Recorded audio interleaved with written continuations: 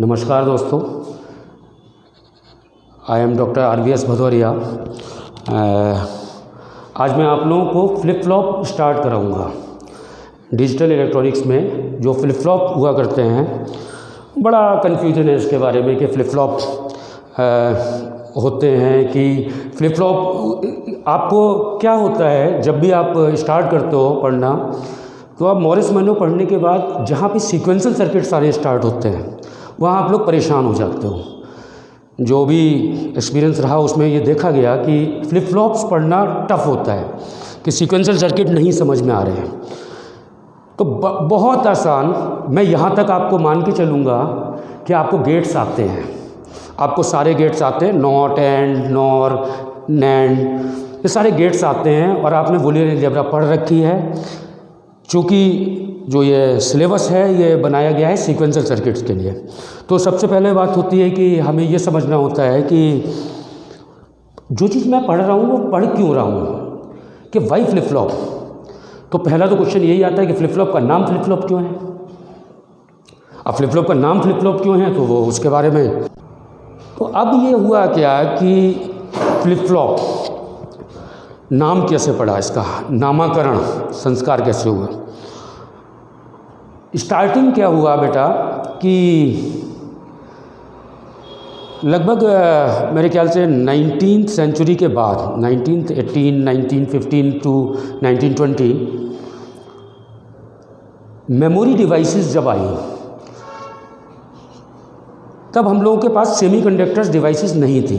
तो मेमोरी बनाने के लिए ट्रांजिस्टर या डायोड, आप लोगों ने इलेक्ट्रॉनिक्स में पढ़ रखे होंगे कि पीएन जंक्शन डायोड, ट्रांजिस्टर्स, इनकी जगह यूज़ हुआ करते थे diode valve, triode valve.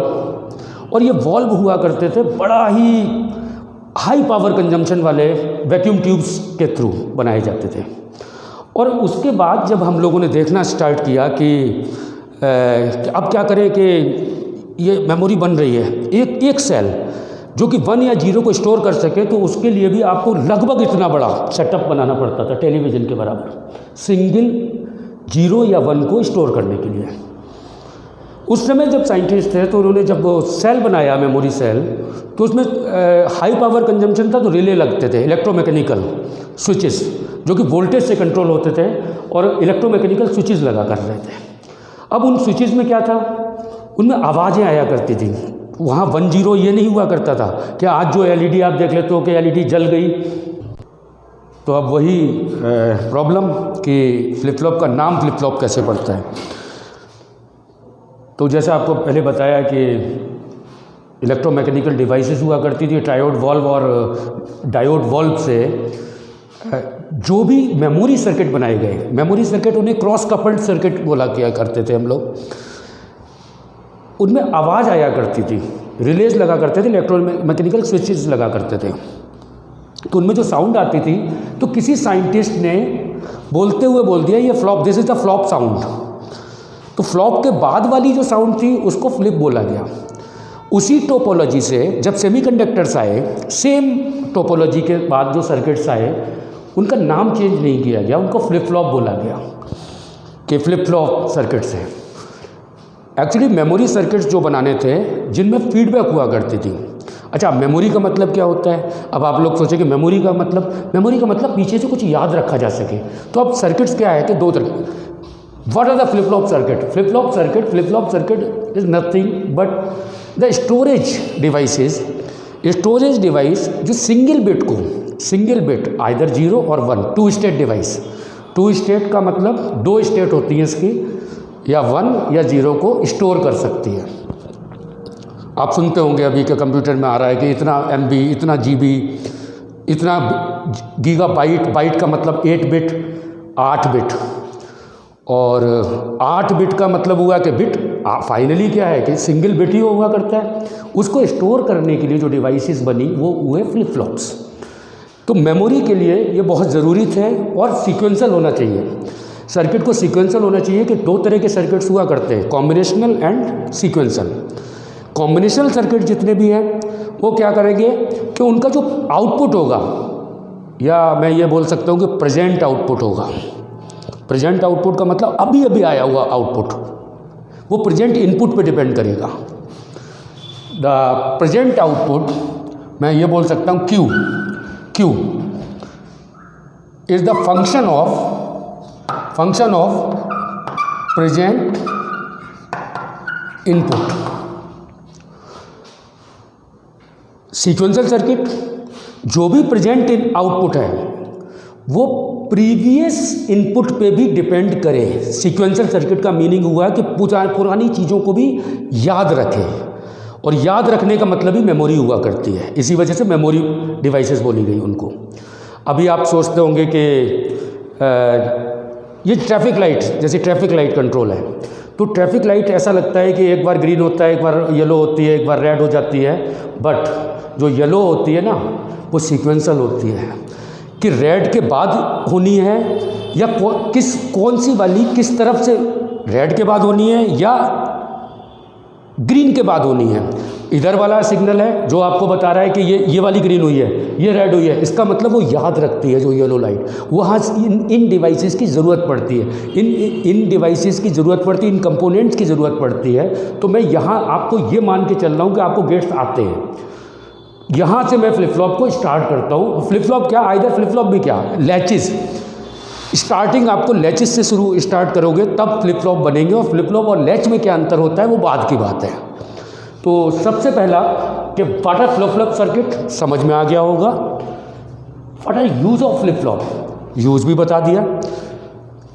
Flip flop versus latches, ये मैं बाद में इसको स्टार्ट करूंगा। पहले मैं लैचेस और फ्लिप फ्लॉप में थोड़ा सा माइन्यूट चेंज करके लैचेस को फ्लिप फ्लॉप बना दिए जाते हैं। और सबसे पहले तो मुझे लैचेस ही पढ़ने पड़ेंगे। तो मैं पहला latch, first latch, NOR gate latch, उसको स्टार्ट कर रहा हूँ। और मैं आपसे एक्सपेक्टेड है कि आपको नॉर गेट की जो टेबल आती होगी। नॉर गेट की टेबल ये बनी हुई है, आप देख सकते हो। नॉर गेट का मतलब होता है और के आगे लगा हुआ नॉट गेट। और का मतलब होता है कि 0 0 पे 0 + 0 = 0, उसका कॉम्प्लीमेंट = 1। 0 + 1 1 complement 0, 1 + 0 1 complement 0, 1 + 1 1 complement 0। ये नॉर गेट है। नॉर गेट से सबसे पहला हम लोग लैच बनाएंगे, जिसको हम कहते हैं, बाद में इसका नाम रखेंगे SR फ्लिप फ्लॉप या SR लैच। अब स्टार्ट करता हूं मैं कि आप एक सर्किट,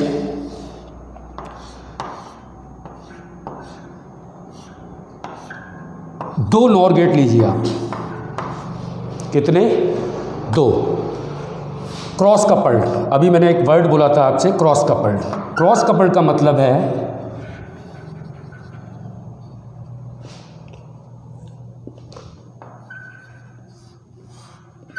पहले नॉर गेट का फीडबैक सेकंड वाले में गया है। ये फर्स्ट गेट है, ये सेकंड गेट है। फर्स्ट का फीडबैक, फर्स्ट का जो आउटपुट है उसका फीडबैक सेकंड में जा रहा है, और सेकंड का जो आउटपुट है उसका फीडबैक फर्स्ट वाले में जा रहा है। इसके बाद मैं इनके नाम नहीं रखता हूँ अभी मैं इसको X बोल देता हूँ, इसको Y बोल देता हूँ। इसके बाद इनकी जो आउटपुट है, 2 आउटपुट आ रहे हैं। अब इन 2 आउटपुट में ये साइंटिस्ट ने खुद डिसाइड किया था, हमेशा लैच के जो आउटपुट है उन्हें डिनोट किया जाता है Q से। Q is the state of that machine, Q। और दूसरा होता है Q बार।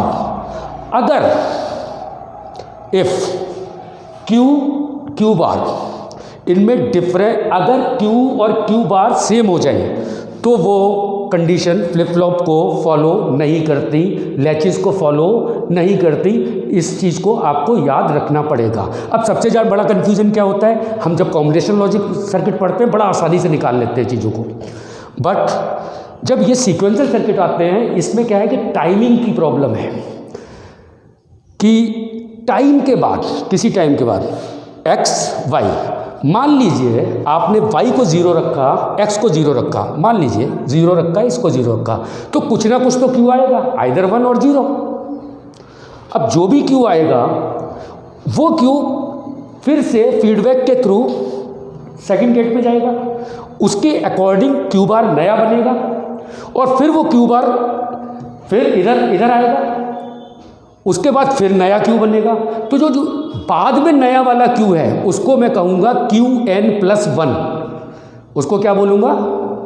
Qn+1, क्योंकि आप अगर इस सर्किट को देखेंगे तो क्यू का मतलब तो क्यू ही है, लेकिन ये क्यू अपने से ही अपने को चेंज करेगा, ऑटो करेक्ट होगा। ये पिछले स्टेट को, अपनी पिछली वैल्यू को भी याद रख रहा है। इसका मतलब अगर पिछली वैल्यू इसकी 0 होगी तो ये क्यू हो सकता है कुछ और आए, और पिछली वैल्यू अगर इसकी 1 होगी तो अगला वाला क्यू कुछ और आए।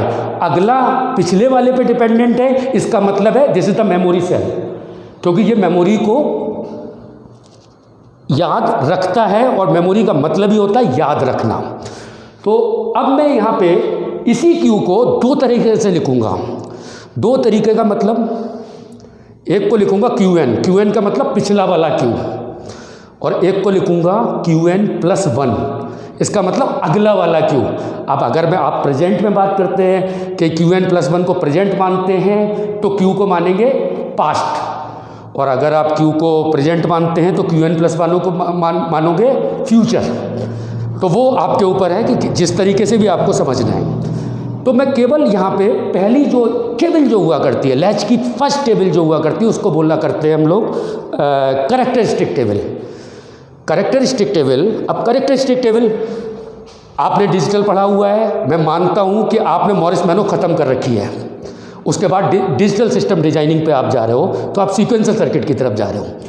तो अगर मैं फर्स्ट टेबल इसकी बनाऊँ, इसको हम बोलते हैं कैरेक्टरिस्टिक टेबल। तो कैरेक्टरिस्टिक टेबल बनेगी, देखिए कितने हैं इनपुट, कितने हैं इस सर्किट के इनपुट्स कितने हैं, आपको समझ में आ रहा है? ये यहाँ वायर जुड़ा नहीं हुआ है, ये कनेक्ट नहीं है, ये बाहर से निकला हुआ है। इसके इनपुट कितने हैं? X and Y। Okay, X and Y। Output क्या है? Q। अच्छा, क्यू बार को अभी आपको दिमाग में नहीं लाना है, क्योंकि ये फ्लिप फ्लॉप की शर्तें हैं कि क्यू के साथ क्यू बार को हमेशा, बार का मतलब अगर ये क्यू 1 होगा तो इसको 0 होना चाहिए, अगर ये 1 है तो इसको 1 होना चाहिए, तो 0 होना चाहिए, 0 इससे होना चाहिए तो इसको 1 होना चाहिए। इन दोनों को कॉम्प्लीमेंट होना चाहिए। अगर नहीं है तो ये फ्लिप फ्लॉप की या लैच की कंडीशन को फुलफिल नहीं करते, फिर वो सर्किट कोई और है। तो चूंकि अभी हम लोग क्या पढ़ रहे हैं, फ्लिप फ्लॉप एंड लैचेस, तो ये एक्चुअली फ्लिप फ्लॉप नहीं है, ये लैच है, लेकिन लैच से टेबल आपकी लैच से ही बनेगी। अब आप पूछेंगे कि आप इतना उधर क्यों जा रहे हो, कि आप लैच क्यों पढ़ा रहे हो जब फ्लिप फ्लॉप पढ़ाने हैं? नहीं, अगर आपको PhD करनी है अर्थमेटिक में तो 2 × 2 = 4 आपको आना ही पड़ेगा, क्योंकि this is the basic of flip flop. Latch सबसे पहले आपको पढ़ना पड़ेगा। तो अब मैं यहाँ पे एक टेबल बना रहा हूँ, क्या ये मेरे कैमरे में पूरा दिख रहा है? क्या ये टेबल, ये बोर्ड दिख रहा है आपको?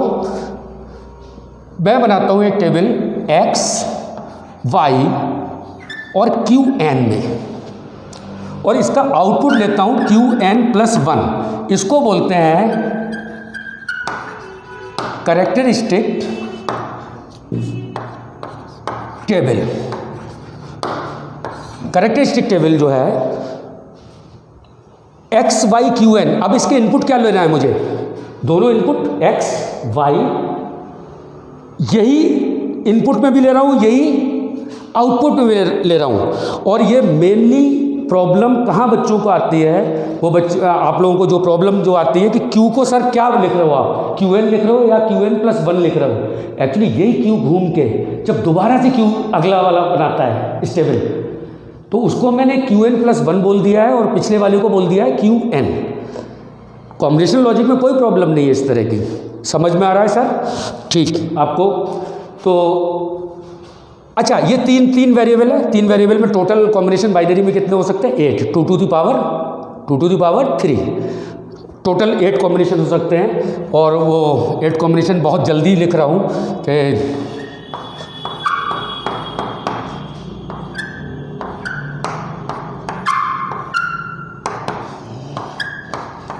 इसके अलावा कोई भी कॉम्बिनेशन नहीं हो सकते, टोटल कॉम्बिनेशन हो सकते हैं इतने 8 कॉम्बिनेशन। अब मैं स्टार्ट करता हूँ कि या आप स्टार्ट करो XY 0 0 है, XY 0 0 है और Q की वैल्यू मैंने मान रखी है अभी 0।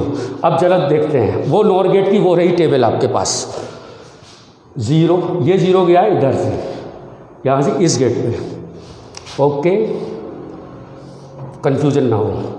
ये 0 इधर, 0 + 0 आउटपुट 1, 0 + 0 का कॉम्प्लीमेंट आउटपुट 1, दिस इज 1 1 यहाँ गया, 1 + 0 1 आउटपुट 0।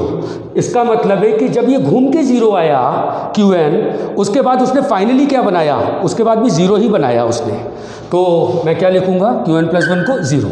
अब अगला कॉम्बिनेशन देखते हैं, 0 0 पे Q को मैंने कर दिया 1,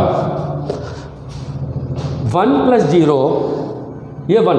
और आप लोगों को एक बहुत कन्फ्यूजन Q बार को आप देखो मत, अभी Q बार अपने आप ही वही आएगा, उसका बार ही आएगा, उसका कॉम्प्लीमेंट ही आएगा, अभी मत देखो, क्योंकि दोनों में फिर कन्फ्यूजन होने लगता है। हम जहाँ भी फ्लिप फ्लॉप में प्रॉब्लम जो करते हैं, जो भी हमारे साथ प्रॉब्लम होती है फ्लिप फ्लॉप पढ़ाते टाइम पे, वो होती है क्योंकि हम टाइम के साथ नहीं चल रहे हैं। सर्किट एक ही है और मैं हमेशा कर रहा हूँ प्रोपोगेशन डिले जितना भी है, उस डिले के वो नैनो सेकंड के बाद की स्टेट की बात कर रहा हूँ। सर्किट एक ही है, 1 नैनो सेकंड के बाद का अगला सर्किट नहीं है मेरे पास।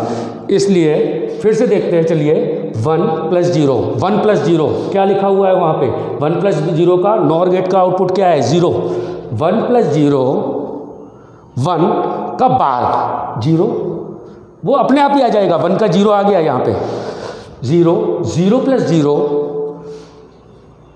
का कॉम्प्लीमेंट 1 1। अगला कॉम्बिनेशन ये वाला, x की वैल्यू है 0, x की वैल्यू दोबारा से 0 है, y की वैल्यू हो चुकी है 1। आप यहाँ देखिए, आप इसको देख रहा है आपको 0 1 आउटपुट 0। अब स्टार्ट करते हैं इसको एनालिसिस करना, 0 + 0 क्या, 0 + 0 0 का कॉम्प्लीमेंट, क्योंकि नॉर गेट है, और गेट नहीं है, 0 + 0 0 नॉर है, कॉम्प्लीमेंट 1, यहाँ 1 आ गया, 1 + 1 1 आउटपुट 0, आउटपुट 0।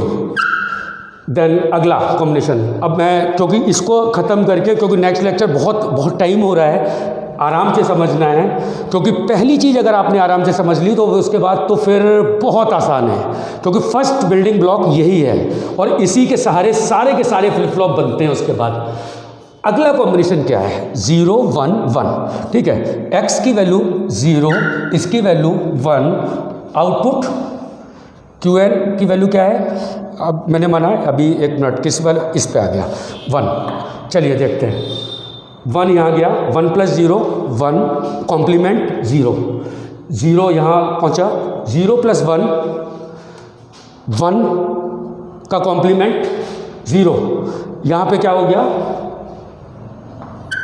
0, यहाँ पे क्या हो गया 0। देखिए आप देखिए स्टेट बदल गई, QN की वैल्यू 1 थी और अब QN + 1 की वैल्यू क्या हो गई 0 हो गई। चलिए कोई नहीं, होती है, वो होती रहेगी।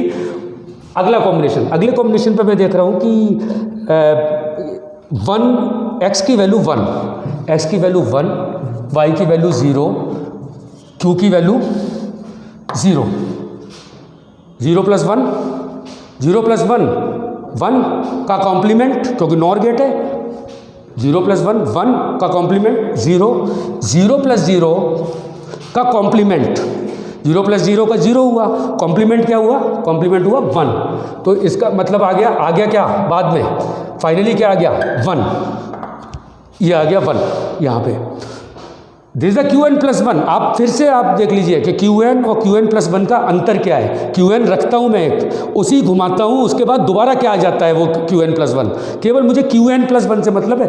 और ये Q को ही स्टेट ऑफ द मशीन बोला करते हैं कि किस स्टेट में है ये मशीन। अगला 1 0, x की वैल्यू 1, x की वैल्यू 1 रखी हुई है, y की वैल्यू 0 रखी है और q की वैल्यू रखी हुई है, QN की वैल्यू रखी है 1। अब फिर से देखते हैं इसको, 1 + 1 1 का कॉम्प्लीमेंट 0, 0 + 0 0 + 0 0 का कॉम्प्लीमेंट 1, 1, यहाँ फिर 1 आ गया। अब ये जो कंडीशन है, ये दो कंडीशन आप पीछे देख रहे हैं, नीचे x और y दोनों की वैल्यू क्या है 1 1, x और y दोनों की वैल्यू क्या है 1 1। आप नॉर गेट की एक बड़ा ही खासियत होती है, आप यहाँ नॉर गेट की ज़रा टेबल देखिए, अगर एक भी इनपुट 1 है नॉर गेट का, अगर एक भी इनपुट 1 है, अगर एक भी इनपुट आपका यहाँ देख रहे हैं कि 1 है, अगर यहाँ तो कोई भी ना A1 है ना B1 है, यहाँ पे क्या है एक इनपुट 1 है, यहाँ पे क्या है 1 है, यहाँ 1 है, अगर एक भी इनपुट 1 है तो आउटपुट 0 ही होता है नॉर गेट का, ये दिख रहा है और ये होता है। अब प्रॉब्लम क्या है कि अगर मैं x और y को दोनों को 1 1 रख देता हूँ, तो चाहे मैं qn की वैल्यू कुछ भी रखूँ, qn प्लस 1 की वैल्यू क्या आएगी 0 ही आएगी, 0 ही आएगी। जबकि मैंने बहुत स्टार्टिंग में आपको बताया फ्लिप फ्लॉप बनाते समय, लैच बनाते समय एक शर्त है, एक शर्त ये है q और q बार को सेम नहीं होना चाहिए। इस वजह से केवल ये जो पहला जो लैच था जब साइंटिस्ट ने बनाया, इसको इन्होंने इस वाली कंडीशन को क्या किया, एवॉइड किया। एवॉइड का मतलब इसमें कुछ भी बोल सकते हैं कि डोंट केयर, कि केयर ही नहीं की कि भाई हम जो भी ये लैच बनाएंगे उसमें हम 1 1 देके हम देखेंगे नहीं, क्योंकि हर मशीन की अपनी लिमिटेशंस होती हैं। तो फर्स्ट लैच में 1 1 पे जो फर्स्ट जो भी बना, अभी इसका नाम मैंने नहीं दिया है, अब आप देख रहे हो अभी मैंने नाम नहीं दिया है, आप मॉरिस मेनू में पढ़ोगे नाम दे के स्टार्ट करते हैं, आप खुद बताओगे। अब आप खुद बताएंगे कि नाम इसका क्या होना चाहिए, किस टर्मिनल का नाम S होना चाहिए, किस टर्मिनल का नाम R होना चाहिए। S का मतलब होता है सेट, R का मतलब होता है रीसेट। S का मतलब होता है सेट, सेट का मतलब होता है कि लॉजिक 1 पे Q आना, और R का मतलब होता है रीसेट, रीसेट का मतलब लॉजिक 0 पे आना। अब जरा देखते हैं इस टेबल को दोबारा से देखते हैं, ये सारा का सारा हो गया। अब मैं पीछे का भूल जाता हूँ, अब तो केवल ये टेबल को देखो। आप इस टेबल को जब देखोगे, अब ये देखिए जब x y की वैल्यू 0 0 होती है, केवल इनपुट इनकी दोनों की वैल्यू क्या होती है, अब ये छोड़ देते हैं, इन दोनों की वैल्यू क्या होती है 0 0। यही दो कॉम्बिनेशन है जिन पे 0 0 है x y, इसके नीचे तो कहीं 0 0 नहीं है। 0 0 है तो qn की वैल्यू 0 है, qn प्लस 1 की भी वैल्यू 0 है। qn की वैल्यू अगर 1 है तो qn प्लस 1 की भी वैल्यू 1 है, इसका मतलब कोई चेंज। x और y को अगर मैं 0 0 रखूँगा तो कोई भी चेंज प्रेजेंट स्टेट और नेक्स्ट स्टेट में नहीं होगा। इस घटना को या इस घटनाक्रम को या इस इवेंट को हम बोलते हैं कि नो चेंज, या इस कंडीशन को या इस परिस्थिति को हम बोलते हैं no change. No change. No change कब रहा, अब लास्ट में पूछ रहा हूँ, x और y की वैल्यू दोनों की अगर 0 0 रखता हूँ, पिछली कोई भी कंडीशन रहे, कोई चेंज नहीं होगा, इसको बोलते हैं नो चेंज। एक ऐसी मशीन जिसमें अगर मैं उसके दोनों इनपुट को 0 0 रखता हूँ तो उसमें कोई चेंज नहीं होगा। आइदर qn 1 था तो 1 ही रहेगा, 0 है तो 0 ही रहेगा। अगली कंडीशन, जब x की वैल्यू 0 है और y की वैल्यू 1 है, देख रहे हैं आप लोग, x की वैल्यू 0 है, y की वैल्यू 1 है, तो qn की वैल्यू qn और qn प्लस 1 आप समझ जाना कि प्रेजेंट स्टेट और next state, current state next state, जैसे भी आप बोलना चाहें।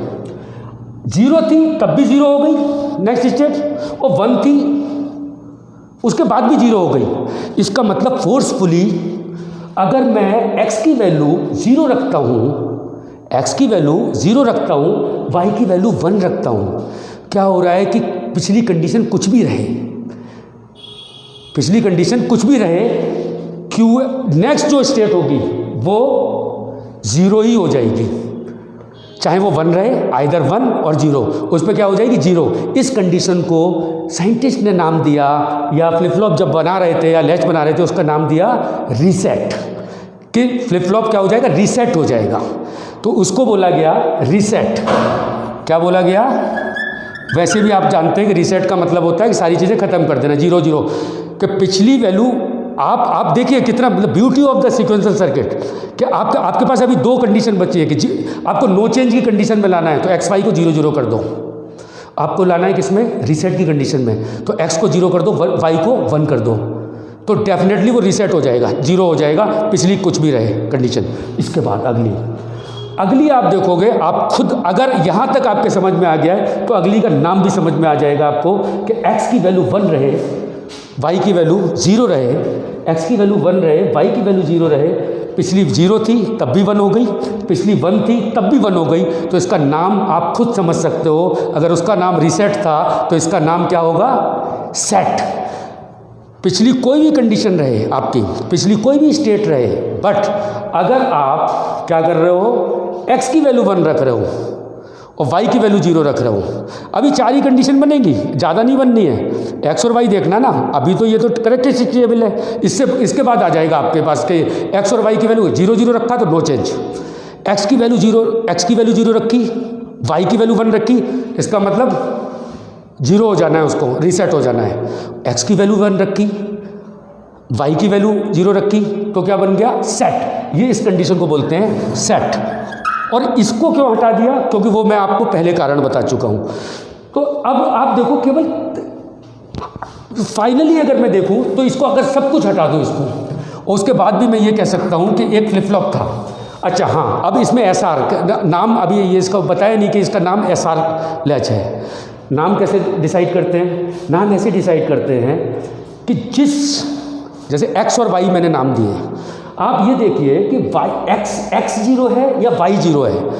अगर x 1 है, आप सेट कंडीशन देखते हैं, चलिए सेट कंडीशन में क्या है, x 1 है, दोनों बार क्या है 1 है, y क्या है दोनों बार 0 है।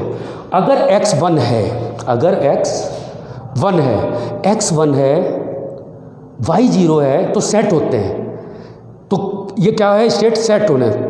तो साइंटिस्ट ने कहा कि क्यों ना x टर्मिनल का नाम सेट टर्मिनल रख दिया जाए, x टर्मिनल का नाम सेट टर्मिनल रख दिया जाए। और इसी तरीके से y अगर 1 है और x 0 है, तो क्यों ना y टर्मिनल का नाम, पीछे आप वीडियो बढ़ा के देख सकते हो, वो मैंने डायग्राम मिटा दिया है। x और y अगर आप देखेंगे, x नीचे था, y ऊपर था। तो अगर आप देखो दोबारा से, अगर जल्दी से देखोगे आप, तो आपको ये दिखेगा कि ये बहुत जल्दी बता रहा हूँ कि s यहाँ, वो x यहाँ लिखा था मैंने, y यहाँ लिखा था, q ये था, q बार ये था। तो इस x को आप x का नाम रखा गया s, set terminal. Set terminal वो टर्मिनल होता है जिस पे 1 रखो, दूसरे पे 0 रखोगे तो सेट हो जाएगा। r पे 1 रखोगे, s पे अगर 0 रखोगे तो ये फ्लिप फ्लॉप या लैच 0 हो जाएगा, रीसेट हो जाएगा। नाम भी यहीं से दिए गए, x को s का बोला गया, y को R बोला गया। तो ये जो पहला लैच था वो SR लैच था, अभी फ्लिप फ्लॉप नहीं आए। तो इसके बाद यही चीज़ कि जितनी बातें हम लोगों ने एक नॉर्मल कैरेक्टरिस्टिक टेबल से देखी है, उसी की टेबल होती है एक्साइटेशन टेबल, और वो बहुत सिंपल होती है। अगर आपके समझ में आ गया होगा तो, और आप खुद बता सकते हो उसके बाद। और ये खींची जाती है, ये टेबल होती है केवल 4 कॉम्बिनेशंस में, SR। देखिए मज़ेदार खेल, अब ये खेल है जादू वाला। ये QN और QN+1 है, ये क्या है, QN और QN+1। एक फ्लिप फ्लॉप है या एक लैच है, एक फ्लिप फ्लॉप है जिसके 2 टर्मिनल हैं। इसमें एक का नाम S है, एक का नाम R है, एक Q है और एक Q बार है। अंदर का सर्किट बना चुके हैं। अब आप देखिए 0 to 0 ट्रांजिशन, इसको बोलते हैं कौन सी table, transition table. Transition table में क्या है, 0 to 0। आपको 0 to 0 जाना है तो कैसे जा सकते हैं आप, क्या क्या रास्ते हो सकते हैं बताइए आप। 0 से 0 जाना क्या हो सकते हैं, नो चेंज में 0 से 0 ही जाएंगे। ये किस में बनी हुई है टेबल, ये बनी हुई है स्टेट, जो स्टेट है ना QN और QN+1, जिसमें सबसे ज़्यादा कन्फ्यूजन होता है कि प्रेजेंट स्टेट, फ्यूचर स्टेट, या past state, present state. QN से ट्रांजिशन करना है 0 से 0, इस Q को, QN को QN+1, सेम टर्मिनल है, इसी पे QN से QN+1 पे जाना है, 0 से 0 जाना है। तो क्या कंडीशन हो सकती है, एक हो सकती है नो चेंज की कंडीशन। किसकी हो सकती है, नो चेंज की कंडीशन। नो चेंज में 0 से 0 ही जाएंगे, कोई चेंज नहीं होता। 0 से 0 रीसेट की कंडीशन में भी जा सकते हो आप। 2 कंडीशन से जा सकते हैं आप, एक से नहीं। 0 से 0 आप इस टेबल को देख के देख सकते हैं। 0 से 0 एक तो यहाँ पे Qn से Qn+1, 0 से 0। नेक्स्ट है 0 से 0 और कहीं गए हुए हैं। हाँ, एक कंडीशन और दिख रही है मुझे। 0 से 0 तब भी जा सकते हैं अगर मैं रीसेट वाली कंडीशन दूंगा यहाँ पे। तो 2 कंडीशन हुई। 0 से 0 जाने के तरीके कितने हो गए? 2 तरीके क्या हुए? एक तो नो चेंज होगा तो 0 से 0 जाएगा ही जाएगा। उसके अलावा क्या होगा? रीसेट की कंडीशन होगी। रीसेट की कंडीशन होगी तो अच्छा, अब इन दोनों में आप देखिए, एक तो मैं जा सकता हूँ 0 0। एसआर क्या होते थे याद रखना, 3 ही तो कंडीशन बनी है, ज़्यादा बनी कहाँ है। 1 1 तो अवॉइड करते थे पिछली टेबल। अब इतना देखने की ज़रूरत नहीं है, अब तो याद हो गया। एसआर की वैल्यू 0 0 होती है तो क्या होता है? No change. एस की वैल्यू 1, आर की वैल्यू 0, इसका मतलब सेट, इसका मतलब 1 हो जाना है Q1+1 को। आर की वैल्यू 1, एस की वैल्यू 0, इसका मतलब 0 हो जाना है, रीसेट हो जाना है। उसके अलावा कुछ है नहीं, 3 ही तो कंडीशन है इसमें, तो कोई बहुत रॉकेट साइंस नहीं है। 0 to 0 जाने के लिए एसआर अगर 0 0 होंगे, क्या होंगे? 0 0, नो चेंज की कंडीशन है। 0 0 पे नो चेंज था। और रीसेट की कंडीशन क्या थी? रीसेट की कंडीशन थी कि एस को रखो 0 और आर को रखो 1। तो एस को तो हर हालत में हमें 0 रखना ही रखना है। एस को हमें हर हालत में 0 रखना ही है 0 से 0 पहुंचने के लिए। आर को 0 भी रख सकते हो और आर को 1 भी रख सकते हो, तो इसकी हमें केयर नहीं करनी है। आपने कॉम्बिनेशनल सर्किट में तो इसको तो 0 रखना ही रखना है, तो 0 रख दिया। और आर को तो चाहे 0 रखो चाहे 1 रखो, तो इसको मैंने बोल दिया, क्रॉस लगा दिया कि आर पे हमें केयर ही नहीं करनी। एस को 0 रखेंगे, आर डोंट केयर। आर कुछ भी हो 0 से 0 पे ही ट्रांजिशन आएगा।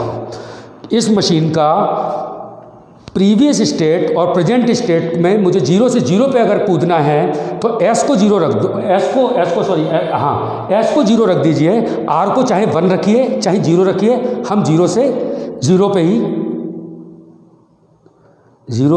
0 पे ही ट्रांजिशन करेंगे। अगला 0 से 1 जाने के लिए केवल एक तरीका है।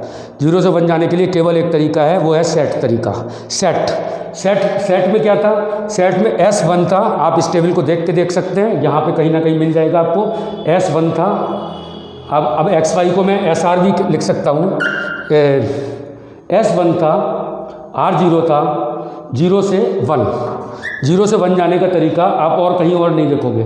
0 से 1 जाने का तरीका केवल था सेट का मतलब हुआ S पे 1, R पे 0।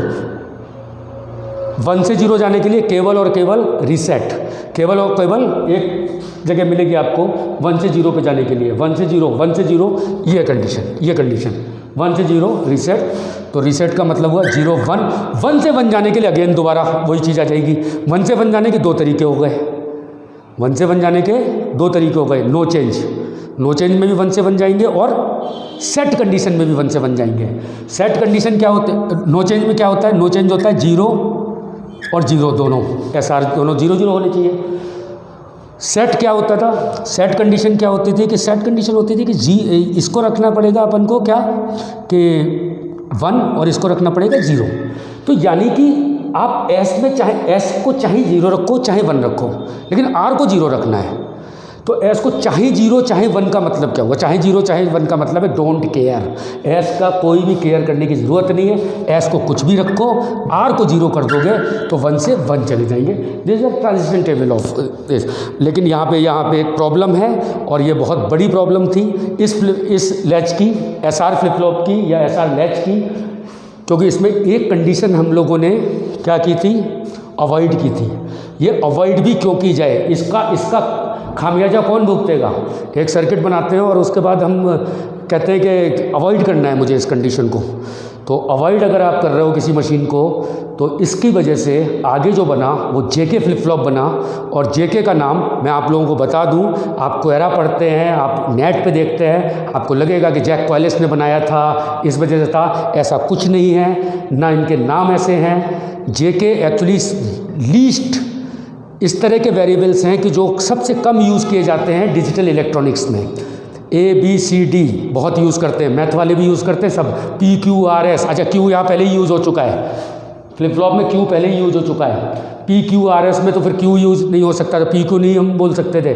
ऐसे लेटर्स थे जो बड़ा अनकॉमन है कि बहुत कम माने जाते हैं वेरिएबल्स कहीं भी डिजिटल में, कि J और K, तो J वहाँ सेट टर्मिनल होता है, K रीसेट टर्मिनल होता है, लेकिन इससे आगे का लेक्चर मैं आगे पूरा करूँगा। और बच्चों आपको ये बता दूँ कि ये बहुत टफ चीज़ नहीं है और बहुत जल्दी पढ़ा रहा हूँ, इस वजह से ये प्रॉब्लम आ रही है क्योंकि कोई पूछने वाला नहीं है और यहाँ मुझे केवल एक कैमरे पे लेक्चर लेना हो रहा था और मैं पढ़ा उनको रहा हूँ जिन्होंने डिजिटल इलेक्ट्रॉनिक्स की मॉरिस मैनो ख़त्म कर रखी है, तो वहाँ के आगे के लिए बात थी, क्योंकि मॉरिस मैनो वहाँ पे ख़त्म हो जाती है कि जहाँ पे ये डिजिटल डिजाइनिंग जो आगे का जो होता है फ्लेचर वाली जो, तो उसके लिए Mealy and Moore machines, finite state machines कैसे बनती हैं। तो फ्लिप फ्लॉप का नाम आपको पता चल गया और I am doctor RVS Bhadauria, और कभी भी आपको ज़रूरत पड़े तो आप बताइएगा कि अभी। नमस्कार।